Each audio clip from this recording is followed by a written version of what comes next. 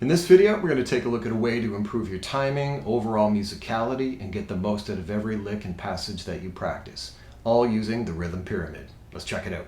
Okay, the basic idea here is to take a simple repetitive lick. In this case, we're going to take a segment of the C major scale or A minor, depending on your scale orientation.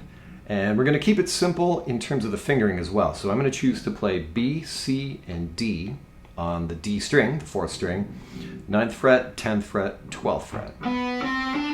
And we're going to apply the same fingering to the 3rd string, and that'll give us the next 3 notes, E, F, G, also at 9, 10, and 12. In this example, we're not going to use our ring finger. It may feel a little left out, but it'll get over it. So the basic idea here is we're going to take a repetitive lick. So let's keep it real simple. We'll just ascend and descend those 6 notes.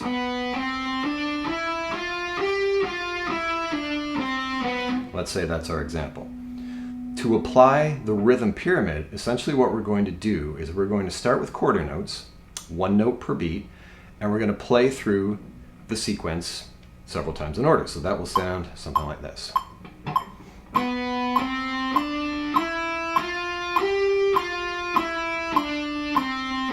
The idea is to make sure you're nailing the timing right on the click and to be able to do it for several repetitions with complete confidence. The next step in the pyramid is to play quarter note triplets. This is 3 notes for every 2 beats. This might feel a little strange. It's definitely trickier to count, but it's going to sound something like this.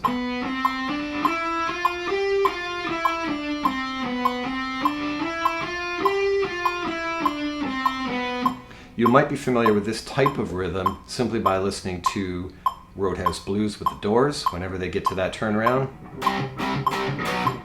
right, that's a quarter note triplet there. And if you're a big Megadeth fan, you'll certainly know it from...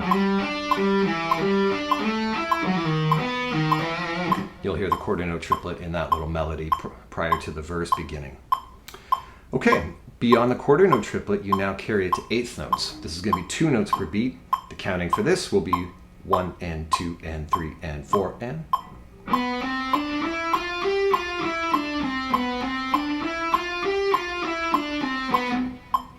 Next up, this is going to be 8th note triplets, and that's counted as 1 triplet, 2 triplet, 3 triplet, 4 triplet.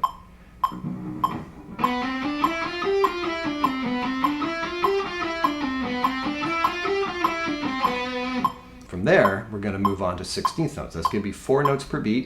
The standard way of counting that is 1 E and a 2 E and a 3 E and a 4 E and a. Here's what 16th notes will sound like using the exact same lick.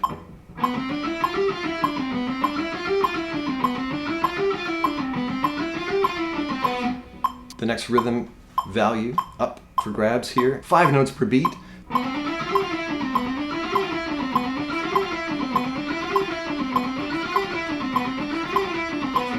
So the idea on this one, the first 5 notes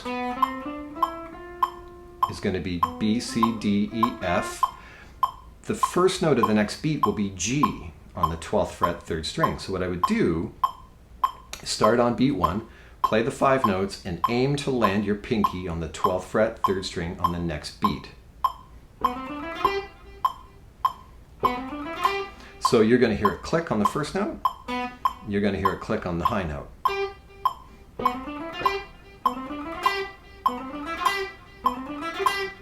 Like that. That last note being on a click is going to signal your return. You're going to come back down the same way. So what you're aiming for here is to start on this note now, descend 5 notes, so G down to F, E, D, and C, there's your 5 notes, but then land on the first note of the next beat, which will essentially be B on the 4th string, 9th fret, which is actually the first note of starting this whole thing over again. Here's what the second half will sound like.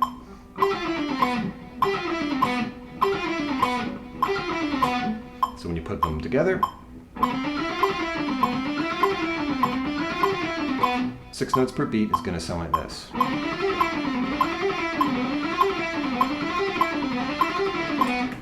You want to make sure that you're counting 6 notes, 1, 2, 3, 4, 5, 6, and then play the first note of the next beat. So it'll be beat, beat, and stop. Now I'm playing much slower. I'm going to tap my foot. 1, 2, 3, 4, 5, 6. There's 1. Stopping on the beat allows you to get a sense of comfort and landing, just so it helps you to know that your rhythm values are actually working out. And by all means, slow the metronome down with any of these rhythmic values that you find challenging or don't immediately come to you at the tempo setting you have. Here's what the next 6 will sound like. Since this was the 6th note, then this was the first note of the next beat, you're going to calculate 6 notes from here. So we're going to descend from this note. 1, 2, 3, 4, 5, 6. You're going to land on C. Now, again, 6 notes is what we're looking for, but we're also going to add 1 more note as a landing note. So you're going to have that. 1, 2, 3, 4, 5, 6, 1. So now you have, so the initial 6, 1, 2, 3, 4, 5, 6, landing note, and gives you. From here, you just keep adding a group of 6. After this note, as a landing note, this is going to be the first note of your next round. 1, 2, 3, 4, 5, 6, 1. Turns out it's going to be the landing note of your next beat as well. So you have 6 plus 1 as a landing note. There's 6 plus 1 note. There's 6 plus 1 note. 1, 2, 3, 4, 5, 6, 1. When you string this together, beat, beat, beat, beat. And as you continue to add to this, you're going to find that you don't need to slow down and stop and calculate anymore. You're going to start to get a feel for what 6s feel like, regardless of the fact that the entire lick itself is 10 notes before it repeats. So it's not divisible by 6. There's a reason why this feels weird. If what we were playing was just this, just 6 notes straight up or straight down, this wouldn't be an issue. You'd probably get a feel for this pretty quickly. But because it's a 10-note idea before it starts over, yeah, 6 notes is going to feel pretty weird to cycle through because the 1 changes every beat. Here's the rhythm pyramid from the top. Quarter notes, quarter note triplets. I'm going to do 3 rounds.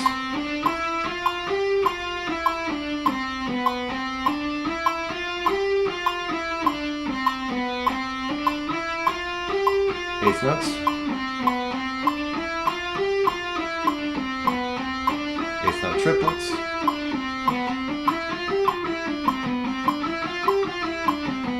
Sixteenth notes.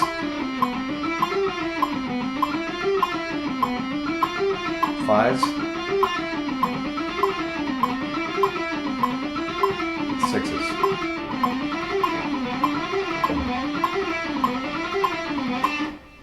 And you can bring this all the way back down as well. You can use this method with any lick or phrase that has a constant, continuous rhythm, like 8th notes, 8th note triplets, 16th notes. Give it a try and see how much mileage you can get out of it. I guarantee that it'll improve your overall timing and musicality.